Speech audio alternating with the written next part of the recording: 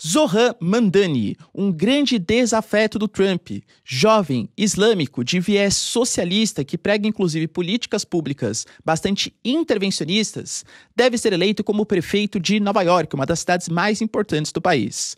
Trump confirma que não vai deixar ele ascender a essa cadeira política tão importante para os Estados Unidos. O que tá rolando no país, hein?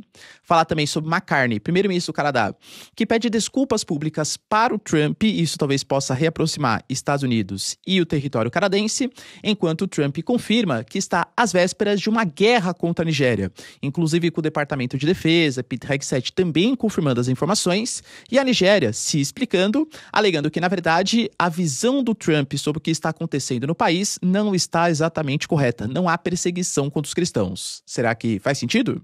Para finalizar, pessoal, a gente tem também uma série de equipamentos militares cada vez mais se aproximando do território venezuelano. Essa semana aguarda algumas novidades e a Rússia confirmando. Acatamos o pedido de Maduro e vamos enviar ajuda. Defendemos a autossoberania, a autodeterminação do povo venezuelano. Será que teremos uma guerra por procuração entre Estados Unidos e Rússia na Venezuela? Se vocês querem entender um pouco mais sobre esses assuntos e muito mais também sobre geografia, geopolítica, atualidades, política, polêmicas, enfim.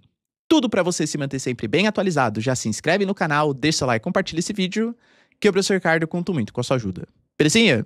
Pessoal, para quem não sabe, a Nomad, que é a maior e melhor conta internacional do Brasil, está oferecendo para você a possibilidade de você comprar os seus dólares. Nesse momento que eu julgo que está bem mais barato do que o passado recente, se você for pegar um ano atrás, estava na casa de 6,30, hoje está 5,40, 5,38 por aí, você ainda compra os seus dólares com o meu cupom Ricardo15, com 15 centavos de desconto por dólar convertido na sua primeira conversão cambial. A Nomad praticamente te paga ali, para você ter acesso à sua diversificação em dólares.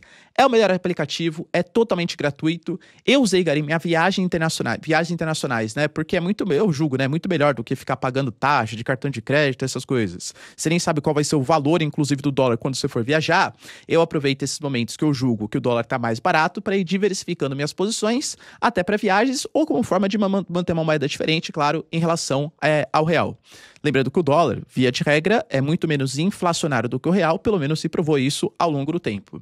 Além disso, galera, a Nomad tem uma série de benefícios no aplicativo, que você pode utilizar. Baixa lá, galera, de graça, vocês vão ver como é sensacional.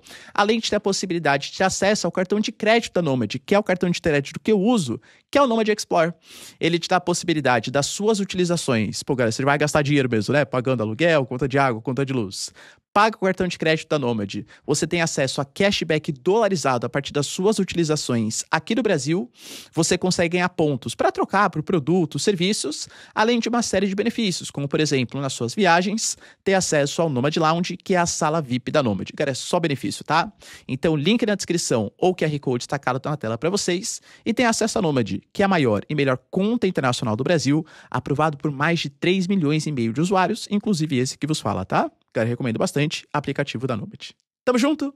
Então, bora lá pro vídeo, como eu falei pra vocês na introdução, essa semana marca uma semana muito importante para o futuro político dos Estados Unidos. Teremos eleições para a prefeitura de Nova York e uma figura jovem, polêmica, no mínimo diferente, e um grande desafeto para o governo Trump é o grande favorito.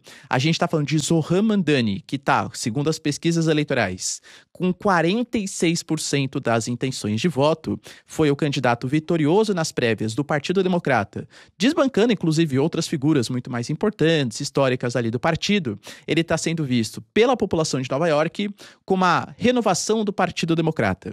Ele é filho de imigrantes, ele é islâmico e defende a causa islâmica nos Estados Unidos. Ele ficou, vamos colocar assim, galera, mais conhecido por ter uma comunicação muito autêntica, muito próxima dos eleitores. Inclusive, ele divulgou a sua pré-candidatura à prefeitura de Nova York a partir de uma live, a partir, aliás, de um vídeo que ele estava fazendo correndo ali e tudo tal, na rede chinesa, a rede lá, o Tik, enfim, sabe o que eu tô falando. Cara, ou seja, isso começou a propagar. Hoje, ele tem mais de 1,5 milhão de pessoas que o seguem. Alguns vídeos pegam ali 20 milhões, 25 milhões de visualizações, com propostas que são, eu diria, bastante ousadas, bastante polêmicas, para um país que se considera como precursor do liberalismo econômico, do liberalismo político, da livre iniciativa, né? Pois isso faz parte, talvez, da fundamentação do que seria o Estado americano, pelo menos, claro, na ideologia. Não sei se essa política de sobretaxas, tal, né, ou esses subsídios fortes, agricultura e indústria é exatamente liberal, mas aí é outro papo que a gente pode ter no próximo vídeo. Ideologicamente falando, os americanos, claro, eles sempre tentaram combater essa política mais socialista. Pois bem, galera, o Zohran Mamdani, ele se define como um socialista. Algumas das propostas estão ligadas a supermercados subsidiados, principalmente na periferia de Nova York. Ele alega que o Estado ele tem que arcar com uma redução do custo do preço dos produtos para a população mais pobre, para que tenha maior poder de compra, consiga, né, melhor aproveitar os seus salários. Ele alega, por exemplo, que transporte e creche devem ser gratuitos, subsidiados, garantidos pelo Estado, e talvez uma das coisas que mais tenha sentido para o Zohran Mamdani frente à população local é a questão da moradia. Hoje, quando você pega o custo médio, por exemplo, de um aluguel em Nova York, a gente está falando na casa de $4.000. Isso é mais que o dobro do que a média dos Estados Unidos. Cara, naturalmente, né, especulação imobiliária, muita gente querendo morar no mesmo espaço, ali você tem uma série de serviços, tal, a busca pelo espaço faz com que tenha um aumento do preço da moradia.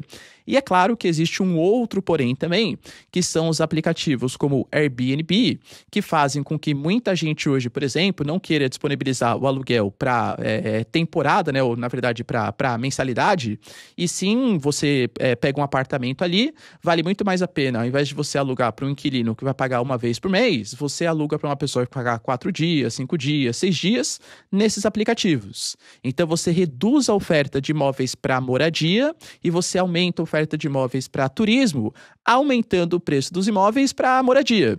Inclusive existem várias cidades, né, Barcelona, a cidade de Milão, por exemplo, Nova York também, que estão tentando fazer políticas contrárias a esses aplicativos, alegando que isso está gerando uma especulação imobiliária e um aumento do preço da moradia, expulsando a população local e aumentando o custo de vida da população. Ele pretende fazer uma política de congelamento do preço dos aluguéis, ou até mesmo subsídio por parte do Estado. Claro, galera, a gente sabe, né, que isso com certeza vai aumentar bastante os gastos públicos dos Estados Unidos. Ele alega que Nova York tem sim capacidade para fazer isso. Inclusive, ele mexe em até alguns pontos, alegando que Nova York poderia criar uma sobretaxa, poderia colocar taxas em cima dos super ricos, para que eles consigam contribuir para essas políticas assistencialistas de moradia, de consumo, enfim, para a sociedade americana. Claro que aí já seria um tema um pouco mais federal ou até mesmo estadual, a questão dos impostos, supertaxas e tal, mas ele alega que mesmo como prefeito ele teria capacidade para fazer isso em Nova York. Vocês entendem que, assim, é quase que tudo contrário ao que o Trump prega. Inclusive, ele também defende muito pautas mais progressistas, de igualdade de gênero. Ele já falou, por exemplo, que ele sonha um dia em que minorias como os islâmicos e outras minorias serão tratadas de maneira igualitária em Nova York. E Nova York, tradicionalmente, é um local democrata, né? Já teve, claro, prefeituras republicanas, mas há quase 20 anos aí é democrata e, historicamente, também se alinha mais ao pensamento democrata. Fato é que, como ele tem uma postura um pouco mais agressiva, um pouco mais de muita esquerda em relação aos outros democratas, existem figuras que rechaçam um pouco, né, a figura do Zohran Mamdani como uma figura que representa o pensamento do partido em si. Por exemplo, ele publicamente já falou que é muito contrário às políticas de Israel na guerra contra a faixa de Gaza, alegando que existe um genocídio, enfim, né, sabe o que eu tô falando, tal, perseguição dos palestinos e que apoia a causa palestina. A gente sabe que vários democratas são também judeus, inclusive judeus sionistas, ou seja, que apoiam, né, a criação ali, a formação do Estado de Israel. Não sei exatamente como que esses democratas pensam acerca do Zohran Mamdani. Mas é fato, galera, que é uma figura importante da vida política e que o Trump já falou que caso seja eleito, o que muito provavelmente vai acontecer, vai ser uma grande revolução, né? Uma grande mudança, mas o Trump já falou que não vai dar vida fácil, tá? Segundo as suas palavras. Eu não vou deixar que esse lunático comunista destrua Nova York. Fiquem tranquilos. Eu tenho o controle e todas as cartas na mão. Eu vou salvar a cidade e torná-la quente e grandiosa novamente, assim como já fiz com o bom e velho Estados Unidos. Claro que existe a prerrogativa de mandar a Guarda Nacional, judicializar o processo, tudo tal, mas eu diria que vai ser um fato curioso, né, se o Zohran Mamdani ele for eleito prefeito de Nova York, uma das cidades mais importantes dos Estados Unidos. E aí, galera, será que ele vai ser eleito? Deixa aí nos comentários. Além disso, tivemos também, ao longo da semana, trouxe para vocês uma propaganda, no mínimo, polêmica que o Mark Carney fez com a própria sociedade canadense. Na verdade, não foi o Mark Carney, né? Mas ele alega que ele sabia que a região de Ontário faria propagação ou vinculação dessa propaganda, colocando o discurso do Reagan, antigo presidente dos Estados Unidos, uma figura super importante para o Partido Republicano, em que ele criticava as políticas de sobretaxas, alegando que as sobretaxas podem parecer, no primeiro momento, uma política nacionalista de defesa de mercados, mas que, em longo prazo, gera aumento da inflação, competitividade, uma guerra comercial, desemprego, recessão. Ou seja, é uma clara crítica, né, ao Trump, que está indo contra as prerrogativas dos republicanos, mais tradicionais, mais liberais, com essas políticas intervencionistas. O Trump ficou pé da vida com essa situação. Alegou, inclusive, que eles estavam distorcendo a fala do Ronald Reagan e cancelou qualquer tipo de acordo comercial com o Canadá, aumentando as tarifas, que hoje estão na casa de 35% para todos os produtos de maneira geral, mas chegam a 50% em produtos como aço, como alumínio, e algum pouco menorzinho, né, em produtos como automóveis, tal, que são mais importantes para a sociedade americana. O Canadá, o Mark Carney, ele publicamente pediu desculpas. Ele alegou: olha, eu sou responsável, no meu papel como primeiro-ministro, pela relação com Trump. Às vezes as coisas acontecem, temos que aceitar o bom e o ruim. E, de fato, eu pedi desculpa, isso não deveria ter acontecido. A gente sabe que Estados Unidos e Canadá fazem parte de um bloco econômico, que é o UNSCA, US, né, de Estados Unidos, M de México e CA de Canadá, e que, teoricamente, deveriam haver preferências alfandegárias, ou seja, redução das barreiras comerciais. Esse bloco já foi o NAFTA no passado, mudou no primeiro governo Trump, com Trump colocando alguns protecionismos sobre produtos mexicanos e canadenses, e agora com a prerrogativa de um saldo comercial muito negativo, da entrada de imigrantes indocumentados, da questão do fentanil, por exemplo, essas taxas foram ainda mais aumentadas. É fato, galera, que uma guerra comercial não interessa nada ao Canadá, que tem mais de 75% das suas exportações voltadas para os Estados Unidos.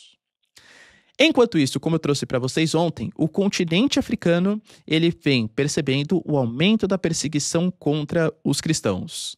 Falar bem rapidinho, né, para quem não viu o vídeo de ontem, hoje o continente africano ele é dividido em África mais do Saara para o norte, que é uma África mais de população árabe e descendentes de árabes, né, e de maioria islâmica, enquanto ao sul do deserto do Saara você tem uma África de uma série de etnias diferentes e geralmente com religiões ou tradicionais, animistas e fetistas, ou religiões cristãs. Bem na confluência dessas duas Áfricas, vamos colocar assim, você tem a região do Sahel, que é uma região extremamente conflituosa, tanto do ponto de vista religioso, tanto do ponto de vista econômico. São países que têm dificuldades econômicas muito grandes. E a própria questão da desertificação, o mau uso do solo, as queimadas, está prejudicando a produção agrícola, colaborando ainda mais para a miséria, para a desigualdade que existem nessas regiões, além de sucessivos golpes militares, revoluções nacionalistas que aconteceram em Burkina Faso, Mali, Sudão, Níger e por aí vai, né? Na Somália, na Etiópia também temos problemas. Ou seja, é uma região bastante conflituosa. E parte desses conflitos, não é todo, hein? Mas parte desses conflitos tem a ver também com perseguições religiosas. A gente sabe que esse norte islâmico não são todos islâmicos, mas existem minorias islâmicas, grupos jihadistas, que perseguem os cristãos. E, aliás, perseguem não só os cristãos, mas também perseguem islâmicos moderados, porque eles alegam que eles querem implementar a Sharia, ou seja, as leis islâmicas para todo o país. Isso tem movimento extremista no Sudão, tem movimento extremista em praticamente todos os países, mas na Nigéria é onde a coisa está mais grave, com o Boko Haram ou grupos dissidentes, aliados ao Boko Haram, que já foi mais forte nos 2010 e agora volta a ter um certo protagonismo na Nigéria e em todos os países africanos, principalmente da região do Sahel. Pois bem, galera, o Trump, vendo essa situação, alegou que está pé da vida e, inclusive, colocou que se o governo da Nigéria continuar permitindo o assassinato de cristãos, os Estados Unidos vão interromper toda ajuda e poderá entrar nesse país que está envergonhado. Armas em punho para eliminar completamente os terroristas que estão cometendo essas atrocidades. Estou, portanto, nesse momento, instruindo nosso departamento de guerra a preparar uma possível ação. Se nós atacarmos, vai ser rápido, feroz e decisivo, assim como os bandidos atacam os nossos queridos cristãos. Aviso, é melhor o governo da Nigéria agir rápido. O Pete Hegseth, secretário de Defesa, Departamento de Guerra, fez um pronunciamento muito similar, alegando que os americanos estão sim se preparando para uma intervenção, e como eu trouxe para vocês, cara, de fato, há esse problema, ele deve ser combatido, grupos islâmicos radicais vêm perseguindo cristãos, vêm perseguindo islâmicos moderados, então isso deve ser combatido. Mas sempre trago para vocês, com a minha visão um pouco mais pessimista da parte geopolítica da coisa, que eu não acho que exatamente porque o Trump está muito preocupado com os cristãos que vivem na Nigéria, e nem porque a Rússia ajudou as revoluções, porque estava preocupado, por exemplo, com os países do Sahel que tinham uma grande colonização francesa, americana, ou os chineses estão fazendo investimentos porque querem muito ajudar, por exemplo, os países da África a melhorarem suas condições socioeconômicas. Cada país pensa nos seus próprios interesses. O Trump sabe hoje que o continente africano, politicamente, está cada vez mais associado à Rússia. Membros do grupo Wagner, do grupo paramilitar, atuam em vários países do continente africano, ajudaram os golpes que se sucederam no Níger, no Mali, Burkina Faso, Sudão e por aí vai.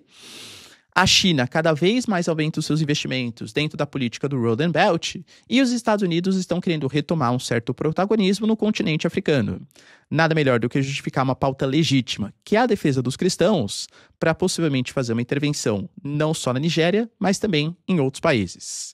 A Nigéria se pronunciou, alegando que o governo da Nigéria tem o conhecimento das recentes declarações do Trump e que ele afirmou, que os assassinatos contra cristãos estão acontecendo. A Nigéria alegou que essa declaração não reflete a realidade. Inclusive o Bola Tinubu, que é o atual líder-chefe de governo, alegou que o governo da Nigéria combate sim o terrorismo e prega a convivência harmoniosa das religiões, que é o que eu falei para vocês. Ele alega que sim, existem grupos extremistas, mas não é que o governo da Nigéria está colaborando com isso. Ele pretende combater e a Nigéria não prega ódio contra os cristãos. É que existem grupos que estão se fortalecendo que o governo da Nigéria está querendo combater. Ou seja, a Nigéria é contra essa ingerência, essa interferência estrangeira e alega que coisas sensatas estão sendo feitas internamente para acabar com esse problema.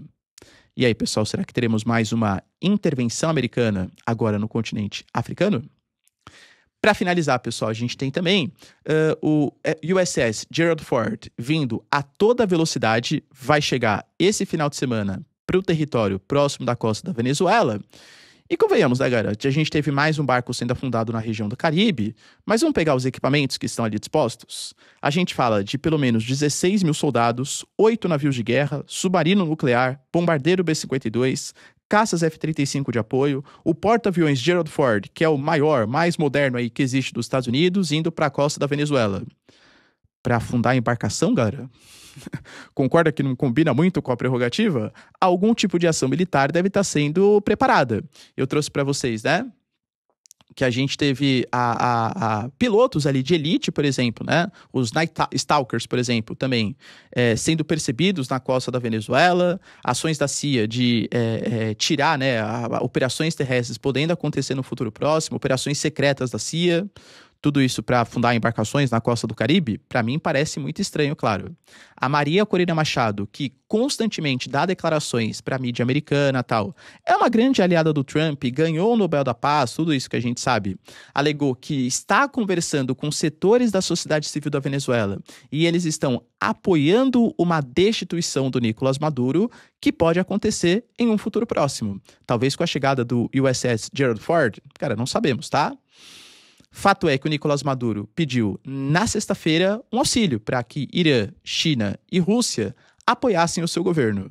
A Rússia respondeu.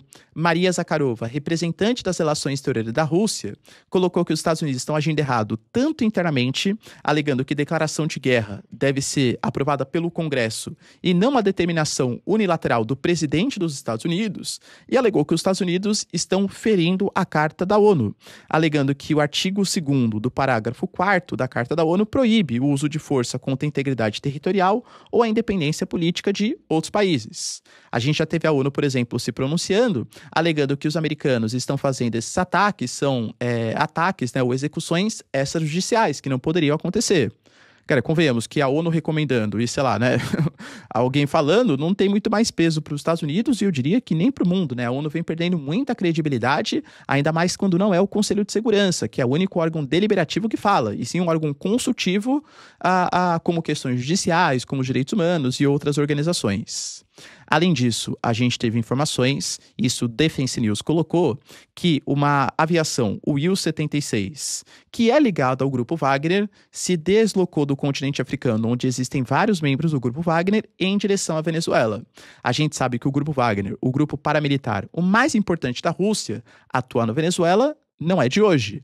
A Rússia se pronunciou oficialmente, alegando que está preparada para defender e responder adequadamente às solicitações dos nossos parceiros, tendo em vista ameaças emergentes contra a soberania territorial. Professor, quer dizer então que a Rússia prometeu que vai defender a Venezuela? Fez essa promessa, sim.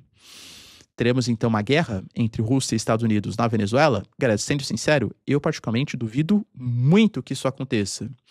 A Rússia, por exemplo, ela está muito envolvida numa guerra contra a Ucrânia, comprometendo forças militares, comprometendo parte do seu dinheiro, agora tem em vista, né, as sanções econômicas contra petrolíferas, por exemplo, russas. Vamos pegar um outro exemplo? Recentemente a gente teve o conflito em Nagorno-Karabakh entre Azerbaijão e Armênia. A Armênia faz parte da CSTO, ou fazia parte, né, está cada vez mais se distanciando, que é uma aliança de defesa em que, supostamente, países que atacassem membros dessa aliança, a Rússia deveria defender esses países. A Rússia não defendeu a Armênia frente ou contra o Azerbaijão, até para não aumentar as tensões com o Azerbaijão e com a Turquia, que é um grande aliado dos azeres. Vai comprar uma briga lá do outro lado do oceano pela Venezuela contra os Estados Unidos? Eu, particularmente, cara, desconfio que não, tá? Que não há nem capacidade militar e financeira para fazer isso. Mas a Rússia declarou que está apoiando os venezuelanos. Será, galera, que vai rolar?